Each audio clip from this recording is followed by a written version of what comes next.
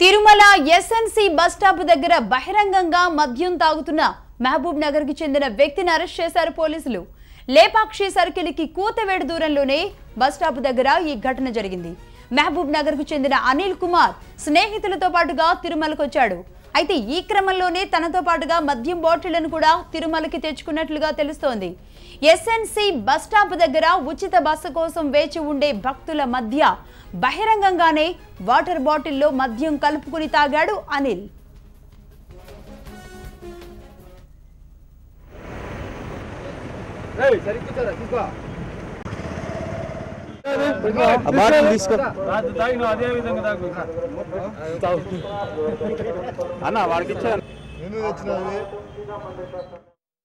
మద్యం విషయాన్ని పోలీసుల దృష్టికి తీసుకువెళ్లారు అక్కడే ఉన్న భక్తులు.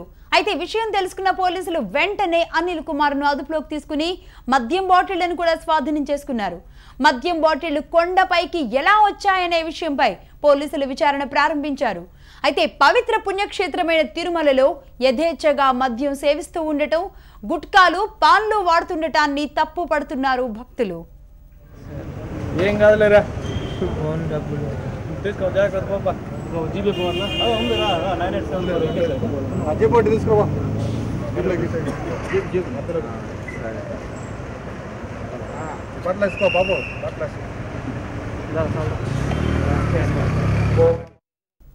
అయితే మద్యం బాటిల్ ఒక్కటే వచ్చిందా లేదంటే ఇలాంటివి ఎన్నో వస్తున్నాయా అనే కోణంలో పోలీసులు విచారణ చేపట్టారు.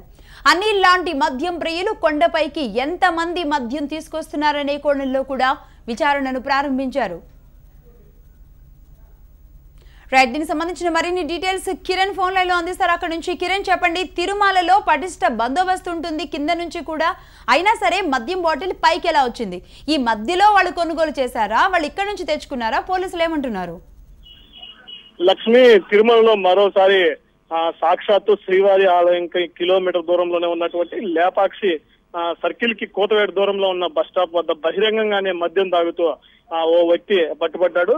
నిన్న దర్శనానికి వచ్చినటువంటి మహబూబ్ నగర్ కి చెందినటువంటి అనిల్ కుమార్ అనే భక్తుడు మన ఈ తిరుమల ఈ లేపాక్షి సర్కిల్ కాడికి వచ్చిన తర్వాత అక్కడ వాటర్ బాటిల్లో ఈ మద్యాన్ని పోసుకుని తాగుతూ ఉండడాన్ని భక్తులు గుర్తించారు. వెంటనే అక్కడ ఉన్నటువంటి భద్రతా సిబ్బందికి ఈ విషయాన్ని అందించడంతో వెంటనే కూడా అతన్ని అదుపులోకి తీసుకుని పరిశీలిస్తున్నారు.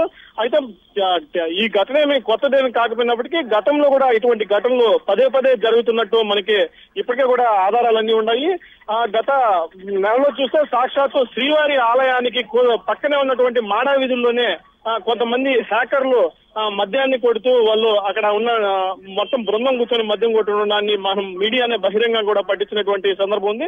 అయితే ఎంత సెక్యూరిటీ ఉన్నప్పటికీ కూడా పదే పదే తిరుమలకి మద్యము, మందు, మద్యము, దాంతో పాటుగా మనకి ఈ మాంసం కూడా, గుట్కా ప్యాకెట్లు ఇవన్నీ కూడా యథేచ్ఛగా తిరుమలకి రవాణా అవుతాయి. దాదాపు 11,000 మంది శాశ్వత ఉద్యోగులు, మరోవైపు 12,000 మంది కాంట్రాక్ట్ ఉద్యోగులు, ఇంతమంది పనిచేస్తూ మరోవైపు పటిష్టమైనటువంటి భద్రతా వ్యవస్థ, స్కానర్లు ఇంత ఉన్నప్పటికీ కూడా ఈ మద్యం బాటల్లో ఈ గుట్కాలన్నీ కూడా తిరుమలకి చేరడం పట్ల భక్తులంతా కూడా విచారం వ్యక్తం చేస్తున్నటువంటి పరిస్థితి ఉంది. లక్ష్మి.